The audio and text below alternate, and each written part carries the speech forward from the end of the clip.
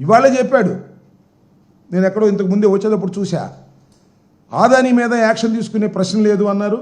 ఆదానీతో agreement అయిన దాన్ని మీరు అది తప్పుడు అగ్రిమెంటు, లంచాలు తీసుకున్న అగ్రిమెంటు అని అయితే ఎందుకు మీరు రద్దు చేయరంటే రద్దు చేయడానికి వీలు లేదు అంటున్నారు. అంటే ఒక నాటకం ఆడేటటువంటి పరిస్థితి మీరు చేస్తున్నారు.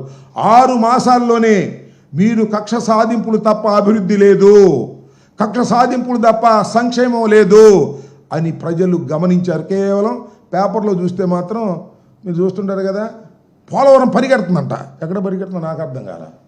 అమరావతి అమెరికా అయిపోతుందంట. ఎక్కడైపోతుందో నాకు అర్థం కాల. రోడ్లన్నీ బ్రహ్మాండంగా వేసేస్తారంట. ఎక్కడో నాకు అర్థం కాల. పేపర్లో చూస్తే మాత్రం అభివృద్ధి అద్భుతంగా జరిగిపోతున్నట్టుంటుంది. ఒక్క సంక్షేమ కార్యక్రమాన్ని కూడా అమలు చేయనటువంటి విశ్వాసఘాతకుడు నారా చంద్రబాబు నాయుడు గారు. మొన్న ఇక్కడ చెబుతున్నాడండి, సూపర్ 6 అంట, సూపర్గా అయిందంట.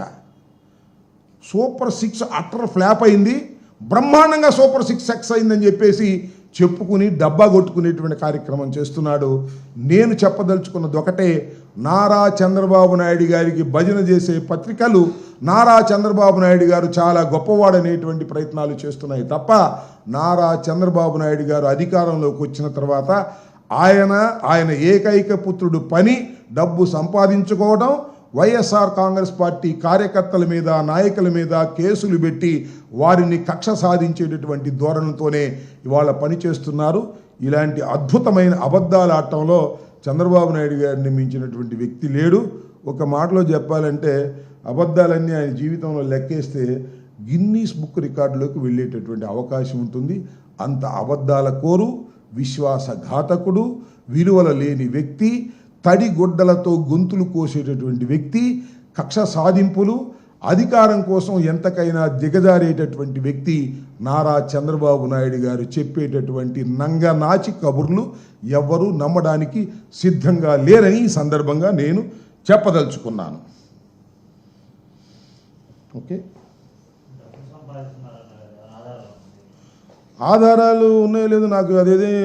నిన్నేదో ఏడీఆర్ అంట, ఏడీఆర్ఏగా అనే ఒక సంస్థ ఒక రిపోర్ట్ ఇచ్చింది.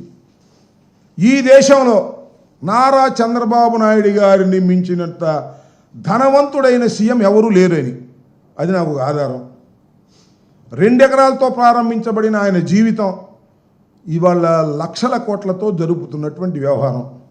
ఇందాక చూసా, స్పెషల్ ఫ్లైట్లో వచ్చాయంట లోకేష్. మరి ఎవరి డబ్బులో నాకు అర్థం కాల, ప్రభుత్వ డబ్బులో ఎవరు ఢిల్లీ నుంచి స్పెషల్ ఫ్లైట్లో వచ్చాయంట. అక్కడ పవన్ కళ్యాణ్ గారు ఎదురెళ్ళి సెకండ్ ఇచ్చాయంట. ఇందాక పత్రికలో చూశాను నేను ఫోటో. ఎయిర్పోర్ట్లో స్పెషల్ ఫ్లైట్లో వచ్చాను ఢిల్లీ నుంచి. మరి ప్రభుత్వ సొమ్ము మరి ఆయన సొమ్ము నాకు తెలియదు. నేనేది ఏంటంటే ఆధారాలు ఏమన్నా ఉంటే అవన్నీ తర్వాత చూసుకుందాం. నేను ఒక స్పష్టమైన ఆరోపణ చేస్తున్నాను. దానికి నిన్నగాక మొన్నే ఆ ఏడీఆర్ అనేటువంటి సంస్థ నారా చంద్రబాబు నాయుడు గారు ఈ దేశంలోని అత్యంత ధనవంతుడైనటువంటి ముఖ్యమంత్రి, అందరు ముఖ్యమంత్రులు విలువ కలిస్తే ఆయనకు సమానం అన్నట్టుగా రాశారు. ఇది అందరూ మనం చూసాం. ధనార్జన. నేను ఒక మాట చెప్తానండి, మీరు అడిగారు కాబట్టి. అసలు భారతదేశంలో ఆంధ్రప్రదేశ్లో ఉన్నంత కాస్ట్లీ ఎలక్షన్స్ ఎక్కడా లేవు. మనందరికీ తెలుసుగా కాస్ట్లీ ఎలక్షన్స్. కారణం ఎవరు తెలుసా? సాక్షాత్తు ఈ అబద్ధాల కోరు, తడిగుడ్డలతో గొంతులు కోసేటటువంటి చంద్రబాబు నాయుడు గారే దానికి కారణం. ఎక్కడా లేవు. కర్ణాటకలో లేదు, తమిళనాడులో లేదు, ఒరిస్సాలో లేదు, ఆంధ్రప్రదేశ్లో ఎక్కడ లేదు కాస్ట్లీ ఎలక్షన్. కేవలం చంద్రబాబు నాయుడు గారు అధికారం నిలబెట్టుకోవడం కోసం నోట్లతో రాజకీయం చేసినటువంటి దుర్మార్గమైనటువంటి రాజకీయవేత్త నారా చంద్రబాబు నాయుడు గారు. ఎన్టీ రామారావు గారు ముఖ్యమంత్రిగా ఉన్నప్పటి నుంచి నేను రాజకీయాలు చూస్తున్నా.